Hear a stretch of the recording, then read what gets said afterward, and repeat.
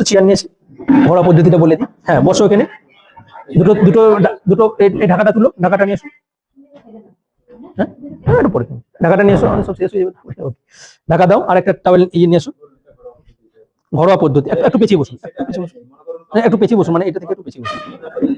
হ্যাঁ, যাদের এই বক্সটি বা ক্যাবিনেটটি নেই তারা কি পদ্ধতিতে করছে, ঠিক আছে। আর আরেকটা ঢাকা নিয়ে এসো।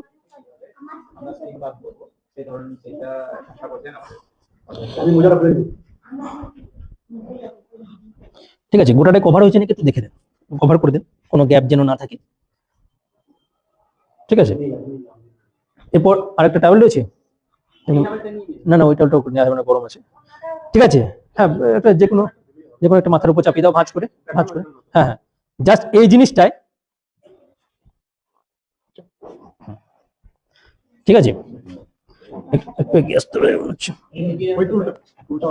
না, ওইটা না, তুমি এগিয়ে এসো একটু।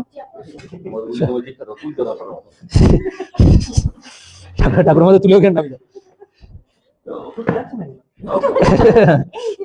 হ্যাঁ, বাস বাস বাস বাস, সেম পদ্ধতি। কোনো জায়গায় এই গ্যাপ দেখা যাবে না, গ্যাপ গুলো বন্ধ করো। দাঁড়াও, জাস্ট এটা দেখানোর জন্য, এটা একটু ডাউন হলে ভালো হতো।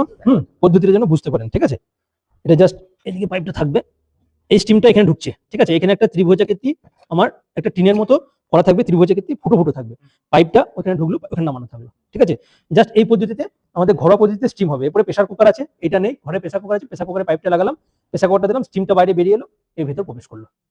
ঠিক আছে, সেম পদ্ধতি, স্টিমটা বাইরে বেরিয়ে এলো, এর ভিতর প্রবেশ করলো। এটা ঠিক আছে, এই কালকে ক্লাসে ছিল না?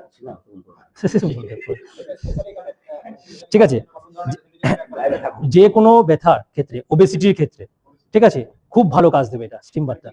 যে কোনো ব্যথা, জয়েন্ট পেন হচ্ছে, হ্যাঁ, জয়েন্ট পেন হচ্ছে, লাম্বার পেন হচ্ছে, ঠিক আছে, ওবেসিটি রয়েছে, শরীরে খুব বেশি টক্সিন জমা হয়েছে বলে মনে হচ্ছে।